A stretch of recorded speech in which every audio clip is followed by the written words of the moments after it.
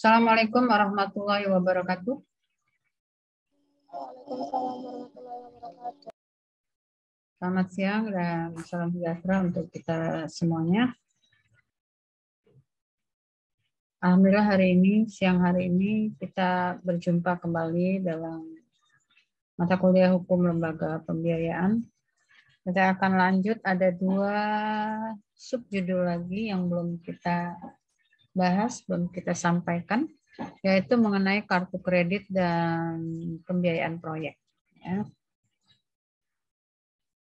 Satu, yang pertama itu akan kita bahas ialah tentang kartu kredit, yang saya rasa secara pengalaman Anda semua mesti sudah tahu ya, mesti sudah pernah melihat, sudah pernah mendengar, atau bahkan mungkin sudah menggunakan ya untuk kartu kredit. Nah, ternyata secara teori kartu kredit itu masuk ke dalam salah satu jenis lembaga pembiayaan. Ya, masuk dalam salah satu jenis lembaga pembiayaan, yakni kartu yang diterbitkan oleh penerbitnya, baik penerbitnya itu bisa perusahaan pembiayaan, penerbit itu bisa bank, bisa juga bukan bank ya, bisa juga bukan bank. Di mana dengan menerbitkan kartu kredit itu nanti perusahaan penerbit bertanggung jawab untuk terlibat di dalam transaksi yang dilakukan oleh pemegang kartu dengan merchant ya, dengan penjual. Jadi ini juga sederhana lah bentuknya ya, sama seperti lembaga pembiayaan konsumen ya. Jadi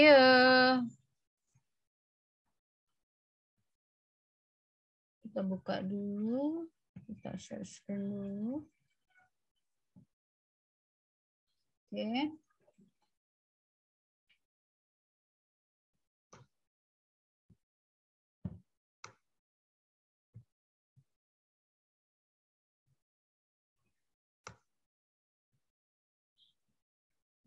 Ini. Kartu kredit itu adalah sebuah atau satu jenis lagi lembaga pembiayaan yang dimanfaatkan oleh biasanya juga konsumen ya, konsumen. Jadi berbeda dengan lembaga pembiayaan konsumen itu di sini penggunanya itu nanti memegang kartu yang kita sebut dengan kartu kredit. Saya rasa Anda tidak asing lah ya dengan kredit card. Saya yakin Anda sudah tahu, bahkan mungkin saja Anda sudah memegang. Ada yang sudah memegang atau sudah pernah menggunakan kartu kredit? Kalau saya memang saya tidak mau menggunakan kartu kredit ya, karena kartu kredit itu pada akhirnya dia adalah kita hutang ya, hutang kepada lembaga pembiayaan untuk membayarkan apa yang kita beli gitu ya, itu kartu kredit ya. Jadi dia mirip dengan debit, tapi kalau debit kan itu langsung memotong uang kita ya, langsung memotong uang simpanan kita.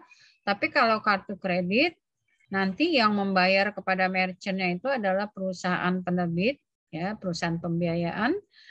Kemudian nanti baru kita sebagai pengguna kartu kita membayar kepada penerbitnya. Nah, sejauh ini yang banyak beredar kartu kredit itu penerbitnya atau lembaga yang merangkap sebagai lembaga pembiayaan melalui penerbitan kartu kredit ialah pihak bank atau bank ya. Kartu kredit atau yang sering juga disebut dengan kartu plastik ya. Itu ya, karena memang terbuat dari plastik. Nah, yang penting Anda ketahui ialah unsurnya bahwa subjeknya ada 3. Subjek dalam pemakaian kartu kredit atau kredit card ini ada 3, yaitu sebagai pemegang. Kalau Anda pegang kartu kredit, punya kartu kredit, itu namanya kita disebut sebagai pemegang kartu kredit, ya, pemegang kredit card. Siapa yang punya kartu kredit itu disebut sebagai pemegang. Lalu dari mana Anda punya kartu kredit itu? Apakah dari BCA, ataukah dari BNI, ataukah kredit card Bank Mega? Nah, itu yang mengeluarkan kartu kredit itu yang kita sebut sebagai penerbit kartu kredit atau sering disebut dengan issuer. Ya, penerbit kartu kredit. Lalu nanti kartu kredit itu diterbitkan bukan untuk dipegang atau ditaruh di dompet saja ya. Karena kalau ditaruh di dompet saya nggak digunain, ya kita kena potongan administrasi ya rugi setiap tahun atau bahkan mungkin setiap bulan tergantung pada perjanjiannya. Dipakai atau tidak dipakai kita harus bayar administrasi. Oleh karena itu, maka biasanya memang kita bertujuan untuk memiliki kartu kredit itu ialah untuk dilakukan di dalam transaksi jual beli. Ya. Tentu kartu itu akan kita gunakan sebagai alat bayar, ya, sebagai alat bayar dalam transaksi jual beli yang kita lakukan. Itu tujuannya ya. Oleh karena itu, kalau kita biasa membayar dengan uang tunai, atau juga kalau yang punya kartu debit biasa membayar dengan debit, atau pembayaran itu kita ganti dengan membayar dengan kartu kredit. Sekarang malah jadi trendy, ya. Yang dapat diskon malah kalau kartu kredit. Aku tuh sampai sekarang belum bisa menemukan alasan kenapa kalau yang didiskon itu kok kartu kredit. Cashback kartu kredit. Misalnya kita makan di restoran apa gitu. Itu yang ditanya, apakah Ibu punya kartu kredit Mandiri? Kalau punya dapat diskon 30% umpamanya. Dapat diskon 40% misalnya.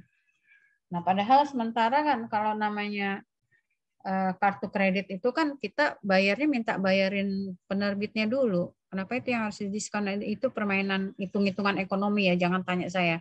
Saya sendiri baru berpikir-pikir terus cara perhitungan ekonomisnya itu gimana gitu. Nah, kita aspek hukumnya saja yaitu dari nanti hubungan hukum antara ketiga pihak ini. Jadi di satu sisi ada si pemegang, ada penerbitnya, perusahaan penerbit, ada pihak di mana nanti kartu itu digunakan. Biasanya pedagang, ya. Jadi ada 3 nih pihaknya nih. Ya. Kemudian objeknya ya objek yang kartu kredit, yang penting kan merchantnya mau dibayar pakai kartu kredit. Objeknya apa saja ya bisa saja gitu. Ya. Yang jelasnya itu adalah termasuk barang dagangan. Masuk barang yang bisa diperdagangkan. Ya. Kemudian objeknya kan karena jual beli ya barangnya, harganya, lalu dokumennya. Tapi kalau objek aslinya kalau dalam jual beli ya barang dan harga. Ya. Ini karena harganya itu nanti dibayar menggunakan kartu kredit. Alat bayarnya kartu kredit. Peristiwa hukumnya ialah perjanjian penerbitan kartu kredit dan perjanjian penggunaan.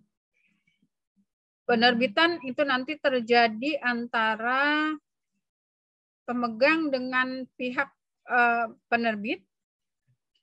Kalau penggunaan itu terjadi hubungan hukumnya antara pemegang dengan merchant atau pihak pedagang ya, pihak pedagang.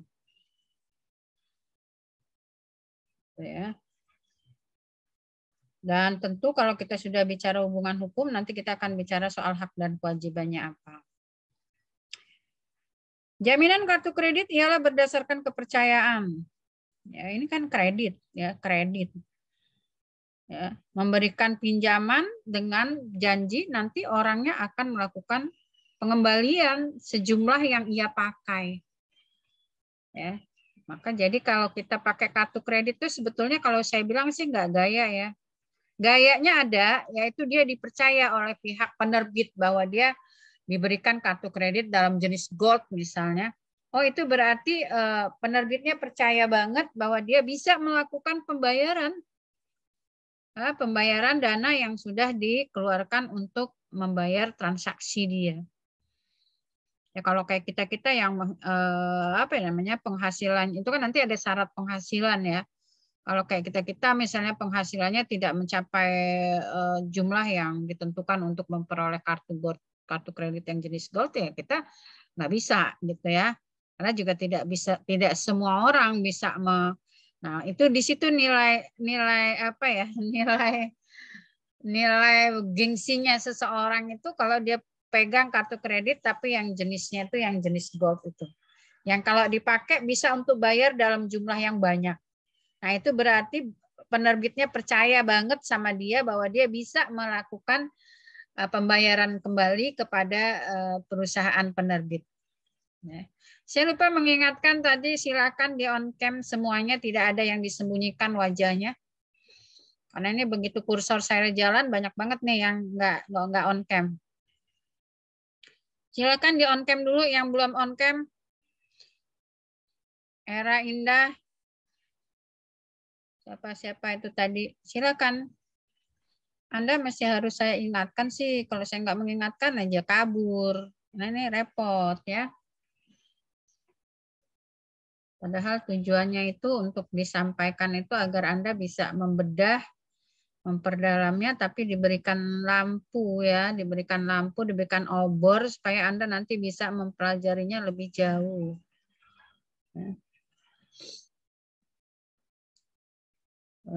Kemudian dan yang paling utama adalah etika ya. Etikanya kan kita udah sepakatin. Kalau kita kuliah, saya ada, Anda ada, gitu kelihatan. Jadi Anda nggak sembunyi. Kalau Anda sembunyi, saya nggak tahu Anda sambil berak, apa sambil makan, apa sambil apa, nggak tahu saya. Itu yang nggak baik ya. Maka saya mewajibkan untuk on cam. Saya nggak mau saya disambi-sambi tidur, disambi-sambi masak oleh Anda mungkin, atau disambi pacaran. Yang penting udah disetel, udah gitu kan. Terus saya nggak mau, ya. Kalau nggak mau on cam ya sudah nggak usah masuk aja gitu. Makanya saya minta itu fotonya belakangan bukan apa-apa, mau saya cocokin, gitu, ya. Nah, ini pengaturannya. Kalau pengaturan sama dengan yang lain ya. Karena basically-nya itu perjanjian ya kita larinya kepada hukum perdata. Sudahlah, udah disiapin. Jangan, ampun. Udah sih ngurusin orang satu juga bingung. Oke ya, baik. Pengaturan kartu kredit. Nah, saya hampir ngomong kartu keluarga tuh karena singkatannya kakak. Ya, udah gitu keganggu lagi. Kalau lagi ngomong keganggu orang udah kayak saya ini sering macet gitu, maka saya sering ayo muncul di kamera, maksudnya biar saya nggak terganggu. Kalau udah lagi ngomong ya ngomong aja gitu, jangan di-cut. Kalau di-cut nanti aku lupa lagi ngomong apa tadi gitu. Ini mau baca kakain aja tadi mau hampir baca kartu keluarga malah. Ya kartu kredit ya, pengaturan kartu kredit sama dengan jenis-jenis lembaga pembiayaan lainnya karena basically-nya perjanjian, maka kita kembalikan kepada ketentuan-ketentuan yang ada di dalam hukum perdata. Boleh membuat perjanjian itu boleh. Kartu kredit kok boleh ya Bu? Padahal itu kan bukan uang ya boleh. Itu timbul dalam bisnis kok gitu. Pengganti alat bayar. Tadi sepakati boleh. Ya, dasarnya ialah pasal 1338. Sebagaimana perjanjian-perjanjian yang lainnya. Keabsahan perjanjiannya ya kita kembalikan kepada 1320. Semua perjanjian, keabsahan perjanjian kita kembalikan ke pasal 1320. Ya. Seperti itu pengaturan undang-undang di bidang hukum perdatanya ini bisa masuk ke dalam pasal mengenai pinjam pakai, karena barang yang menjadi objeknya mesti barang pakai habis. Ya. Artinya barang-barang konsumsi kita ya, jadi barang pakai habis. Kalau yang bisa dibayar pakai kartu kredit. Perjanjian jual beli bersyarat, karena yang membayarnya bukan langsung pembelinya, ya, yang membayar kepada merchant bukan langsung pembelinya, tetapi adalah yang membayarnya itu pihak penerbit. Ya, bank yang menerbitkan kartunya. Ya. Kalau kita mau bayar sendiri aja langsung, nggak usah pakai kartu kredit. Buka aja dompetnya bayar, atau bayar aja pakai debit. Itu kita bayar langsung pakai uang kita. Gitu. Nah, oleh karena itu perjanjiannya kita sebut sebagai jual belinya itu jual beli bersyarat. Kenapa bersyarat? Karena yang melakukan pembayaran bukan pembelinya langsung. Ya. Bukan pembelinya langsung, tapi perusahaan pembiayaan. Ya, perusahaan pembiayaan. Kemudian karena perusahaan-perusahaan pembiayaan itu biasanya harus berbentuk PT, maka kita juga tunduk kepada undang-undang yang mengatur tentang PT atau badan usaha yang berbadan hukum. Ya. Demikian juga dengan hukum publik. Hukum publiknya itu sama dengan juga lembaga pembiayaan lain, tunduk kepada beberapa undang-undang yang ini juga sudah disebutkan di dalam kelompok lembaga pembiayaan lainnya. Kemudian keuntungan dan kerugian. Bagi pemegang kartu jelas keuntungannya memudahkan dalam transaksi jual beli ya. Ya, memudahkan dalam transaksi jual beli karena dia tidak harus punya uang pada saat itu. Ya. Jadi gunain kartu kredit itu sama dengan utang. Jadi kalau kita juga tidak harus membuat kartu kredit itu kita harus punya tabungan ya. Tidak harus. Tapi yang pasti kita punya penghasilan. Nah itu. Ya. Nah, jadi kalau kita punya tabungan mau gunain duit yang ada di tabungan ya pakai aja debit, buat aja kartu debit. Tapi kalau ada juga ibu-ibu yang memang sering saya ngobrol gitu, ada yang memang dia buat kartu kredit itu memang khusus untuk belanja. Ya, khusus untuk belanja. Dia tidak mendebit karena kalau mendebit katanya nanti makanya karena duitnya tuh ada dan enak ya udah nggak perlu harus merasa mengembalikan, maka bisa terjadi pemborosan. Kalau pakai kartu kredit katanya bisa dihitung-hitung udah berapa nih jumlah, apalagi ada jumlah maksimal ya dalam 1 bulan misalnya nggak boleh lebih dari segitu, nggak boleh lebih dari 5 juta misalnya. Ada yang beralasan seperti itu, ya. Jadi meningkatkan prestis, iyalah gaya. Kalau punya, apalagi punya dompet yang dari kulit bagus, terus isinya semua kartu kreditnya banyak, itu ciri-ciri tingkat prestisnya tinggi. Karena membuat kartu kredit itu juga tidak bisa sembarangan ya, gitu. Kita harus memang banknya percaya, gitu ya. Lebih aman dan praktis itu pasti. Leluasa, karena kalau yang namanya kartu kredit itu hampir diterima di seluruh dunia. Kita pergi ke Singapura, kita pergi ke Turki, kita pergi kemana. Yang penting jaringan banknya itu memang terdaftar sebagai lintas ya, lintas negara tadi. Kemudian sistem pembayaran yang fleksibel, ya fleksibel lah, ya, yaitu bisa diangsur tergantung perjanjian. Misalnya kita udah maksimal 5 juta, tergantung perjanjiannya. Apakah 5 juta dalam sebulan itu mau kita angsur sejuta, atau sekaligus. Gitu ya. Kalau angsur sejuta, misalnya bulan Oktober kita udah ngambil maksimal nih 5 juta. Bulan Desember kita baru bisa angsur 1 juta. Berarti di bulan Desember kita baru cuman bisa ngambil kartu kreditnya 1 juta. Tidak bisa 5 juta lagi. Tidak bisa menumpuk seperti itu. Gitu ya. Itu yang dikatakan fleksibel itu ya apakah kita akan memanfaatkannya sampai ke maksimal atau tidak gitu ya.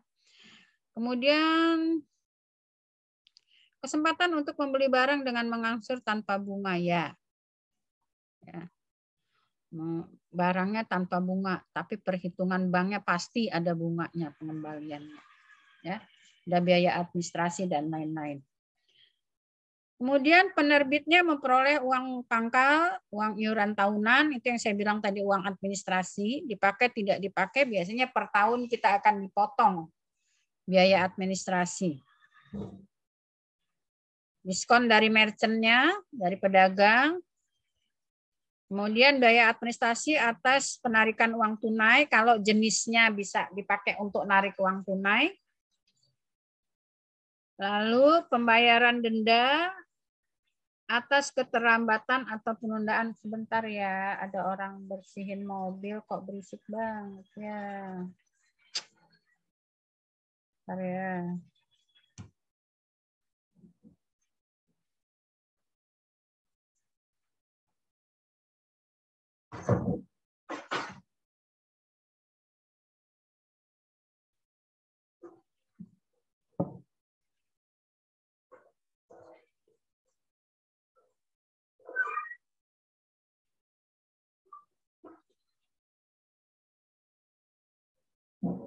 Bisa lanjut.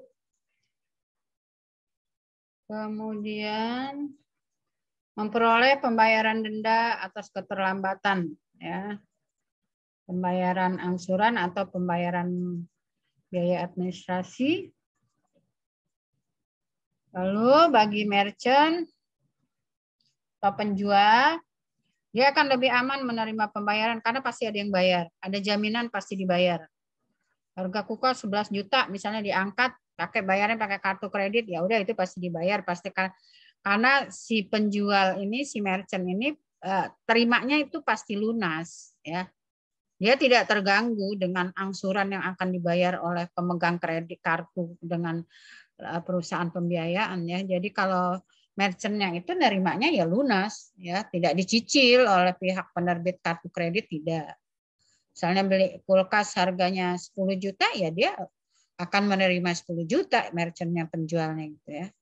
Jadi tidak mungkin akan dibayar 5 juta dulu, 7 juta dulu, tidak. Ya, dia tinggal menagih saja kepada perusahaan pembiayaan.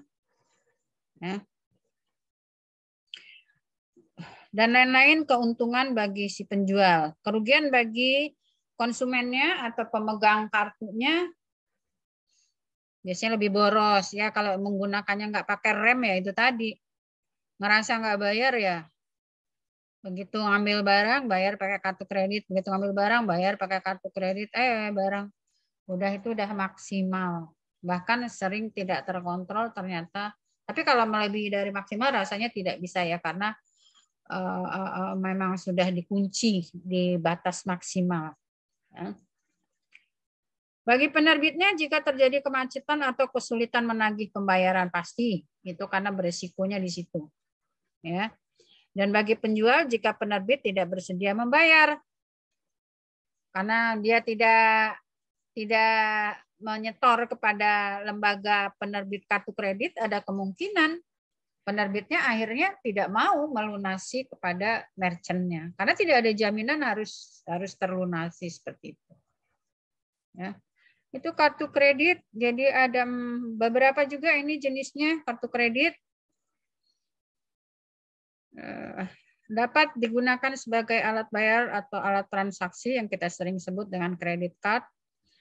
Ada yang dapat digunakan sebagai alat pembayaran transaksi jual beli barang jasa.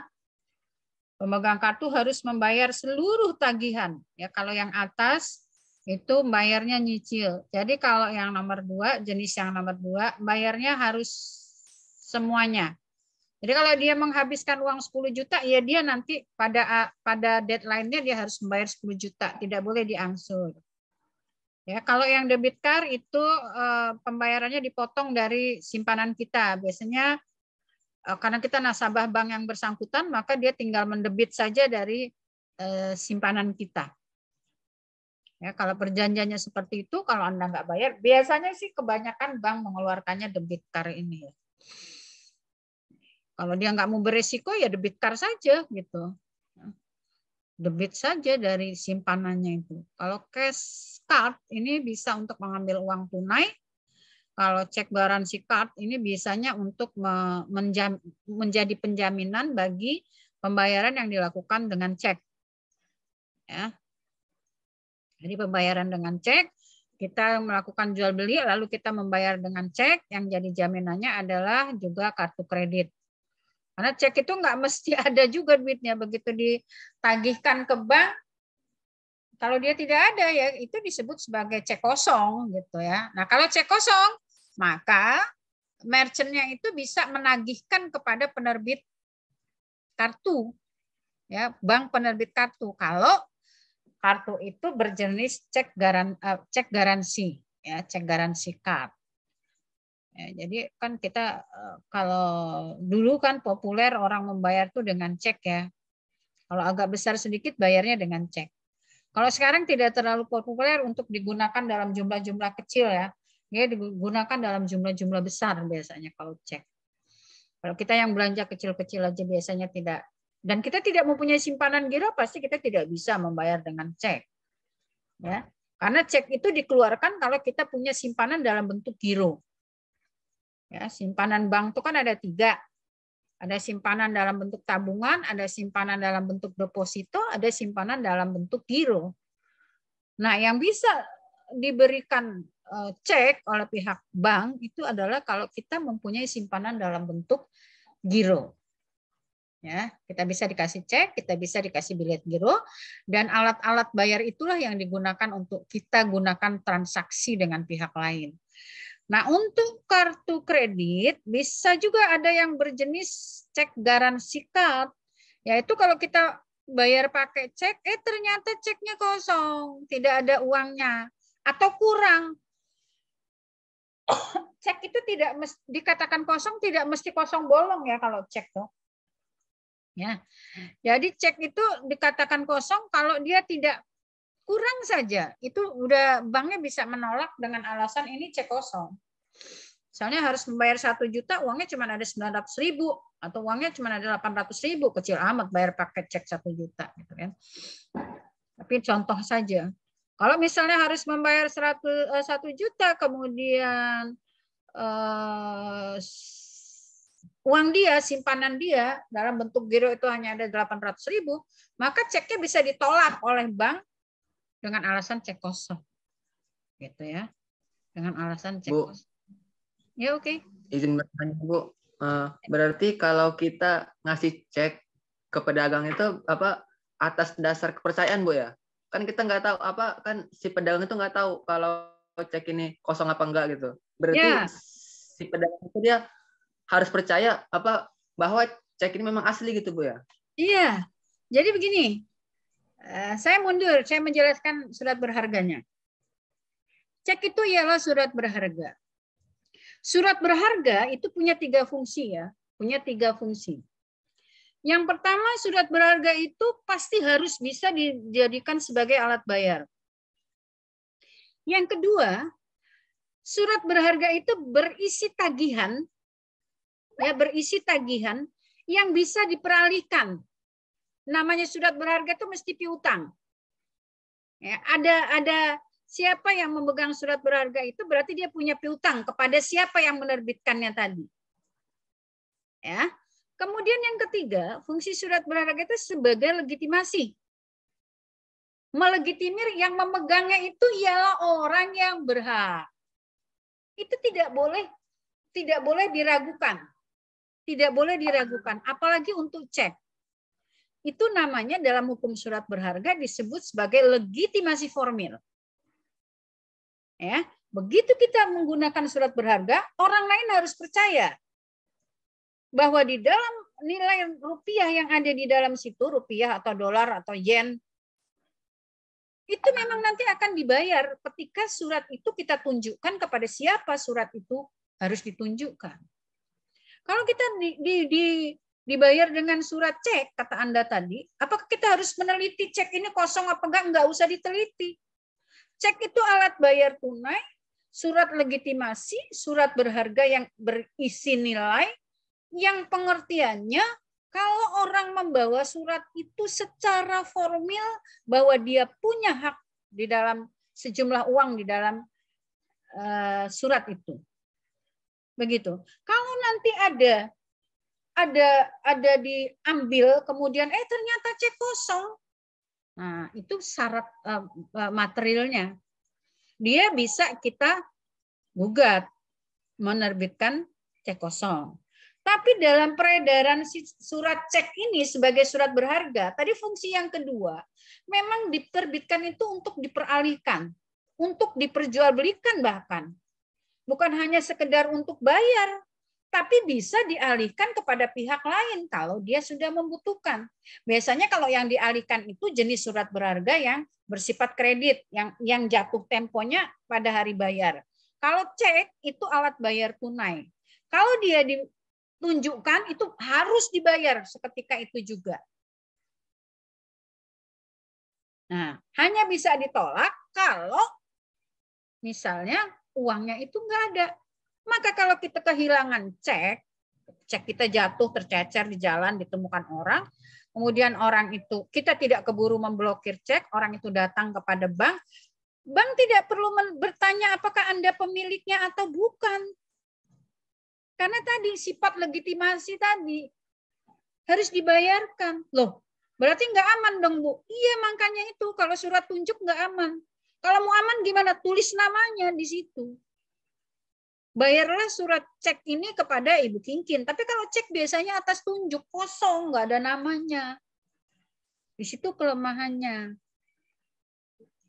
Itu ya. Siapa yang bertanya tadi? Sulaiman Ali, Bu. Ya, Sulaiman Ali. Seperti itu ya. Jadi kalau Anda nerima pembayaran dari cek, ya Anda nggak perlu telepon banknya dulu. Ini saya terima cek nomor seri sekian, uangnya ada nggak? Nggak perlu. Karena memang surat cek itu sebagai surat berharga ialah punya sifat sebagai surat legitimasi. Apa Bu surat legitimasi? Melegitimir bahwa yang pegangnya itu punya hak terhadap sejumlah uang yang ada di dalamnya. Nggak perlu disangsikan. Ini namanya legitimasi formil. Seperti itu. Ya. Makanya muncul dalam praktek, ini kan muncul dalam praktek nih, kartu kredit yang bersifat menjadi garansi bagi penggunaan cek ialah apabila terjadi tadi. Ya, apabila terjadi misalnya aku bayar nih pakai cek pada merchant, bayar pakai cek. Tapi aku juga punya kartu kredit jenis ini. Jadi kalau cek aku nggak bisa dicairkan, ini yang akan menjadi jaminannya. Gitu. Sulaiman. Bisa dipahami? Bisa, Bu. Nah, Bu, apa kan kalau misalkan kita, Bu, lagi jalan gitu, terus kita nemu cek gitu, isinya 1 miliar. Nah, terus kita bisa nggak, Bu, apa langsung datang ke bank, langsung dicairin cek itu, Bu? Sepanjang itu belum diblokir oleh orangnya, itu yang pertama. Yang kedua, syaratnya itu surat atas tunjuk. Apa itu, Bu, surat atas tunjuk? Surat yang nggak ada namanya. Nggak ada nama siapa, pemegangnya itu siapa, yang berhak itu siapa.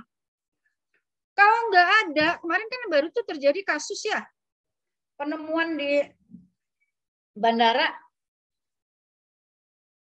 Kalau dia nemu cek, Anda nemu cek 200.000, misalnya, waduh nemu cek 200.000, iseng-iseng dicairkan, banknya nggak perlu bertanya, asal banknya ini punya itikat baik, ya, betul-betul nggak kenal ini sama orang yang mencairkan ini, dia ya sama yang membawa ini, atau kalau dia ragu, dia akan menelpon. Siapa ini yang menerbitkan, siapa, ada tanda tangannya di situ. Gitu. Tapi kalau banknya dengan itikat baik membayar, nggak bisa disalahkan. Dan Anda akan mengantongi itu uang 200 juta itu bawa pulang. Nggak masalah, Anda nemu duit itu sama aja. Nemu cek itu sama dengan nemu duit. Syaratnya begitu Anda datang, itu belum diblokir. Cek itu kan ada nomor serinya. Kayak kita kalau kehilangan kartu debit aja kan bingung. Langsung blokir kan? Nah, sama kira-kira seperti itu. Kalau orang kehilangan cek, kemudian belum sadar, kemudian cek itu ditemukan oleh orang lain, diuangkan, ya udah habis, uangnya hilang. Banknya bisa disalahkan, tergantung apakah bank itu punya itikat baik atau tidak. Kalau jumlahnya banyak, harusnya bank punya itikat baik, di cross check dulu. Seperti itu. Ya. Kalau dia tidak dikatakan tidak beritikat baik, maka nanti sistemnya ganti kepada sistem perdata umum atau pidana. Karena kalau kasus-kasus surat berharga itu masuknya perdata khusus di bidang hukum surat berharga atau di bidang hukum dagang. Seperti itu. Ya. Jadi kalau Anda nemu cek, ya udah ambil aja, iseng-iseng pergi aja lu ke bank. Tapi kalau dia udah diblokir, malu juga ya gitu. Malu juga kalau udah diblokir. Oh, cek ini sudah diblokir, kita nggak bisa ngapa-ngapain. Kalau yang punya keburu sadar bahwa cek itu hilang, kemudian dia kan BI pun kan bisa telepon banknya ya, bisa telepon bankirnya bahwa cek seri sekian hilang. Pasti itu akan ditolak, kita bawa itu ditolak. Nggak bisa Mas, ini sudah diblokir. Seperti itu. Nah, cerita tentang surat berharga ini memang menarik sebetulnya kalau menurut aku ya. Kalau yang tertarik, ya, kalau yang tertarik ini menarik, ya, karena sesuatu banget kalau cerita tentang surat berharga itu. Memang dia agak rumit. Dulu 5 asistennya Prof. Kadir itu yang akhirnya diturunkan ilmu ini cuma saya, yang lain nyerah. Karena agak rumit memang. Tapi kalau saya sih senang yang rumit-rumit itu, ada tantangan jadinya gitu. Kalau yang monoton ngajar itu kok ya kurang berpikir. Teman sayangnya ilmu ini kok dibuang ini mata kuliah ini. Maka saya agak gregetan dan sampai sekarang ini saya masih harus berjuang bahwa ini harus masuk lagi gitu di dalam kurikulum. Ini saya ngajarin 1 semester kalau surat berharga ini.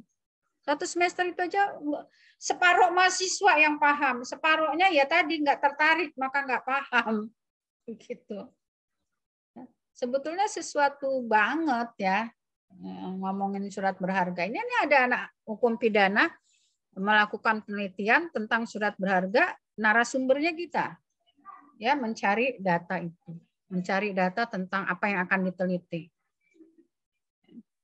Jadi penggelapan bilet ya. Tapi bilet giro itu apa dan lain-lain kan kita yang tahu orang perdata. Bagaimana perjanjiannya dan lain-lain. Yang tahu orang hukum ekonomi. Maka yang nggak salah kalau orang hukum ekonominya dijadikan narasumber. Jadi kerjasama antara satu bagian dengan bagian yang lainnya. Ini yang mulai sedang digalakkan di intern kita. Jadi bukan tidak mungkin kalau nanti perjanjian jual beli tanah misalnya melibatkan ahli tanah, ya mungkin saya suruh konsultasi, kalau pembimbingnya saya suruh cari bahannya misalnya dari yang ahli pertanahan di bagian HAN misalnya. Itu baru nanti tulisannya ya agak bagus gitu. Oke, bisa dipahami, bisa dilewati nih diskusi tentang cek. Karena kalau cerita tentang cek, kalau yang tertarik tentang surat berharga, silakan hubungi saya. Ya, ada cita-cita mau nulis tentang skripsi tentang surat berharga misalnya, nyantol-nyantol di kepala atau baca-baca terus langsung mau terfikirkan untuk itu, monggo silakan saja, nggak apa-apa. Ya, memang itu Ibu mau ya. Nama saya Bayu Pratama, Bu, NPM 134. Saya mau bertanya tentang kartu kredit tadi, Bu. Ya. Kan sekarang itu banyak kejahatan tentang kartu kredit gitu, Bu. Misalnya kartu kredit kita direntas data-datanya, terus disalahgunakan gitu, Bu. Disalahgunakan. Kan sekarang bisa tuh, Bu, kayak di Shopee pakai kartu kredit cuman masukin kayak nomor ID dan kawan-kawan. Nah, dalam hal ini pihak bertanggung jawab itu perusahaan pembiayaan atau nasabah, Bu. Karena kan dari kalau kita lihat ini bisa jadi kelalaian di nasabahnya atau kelalaian dari pihak perusahaan pembiayaannya, Bu, tentang data-data. Oke, Bayu. Saya jawab ya. Ini kebocoran tentang informasi ya. Kebocoran informasi nasabah ini sekarang sedang tren. Ya.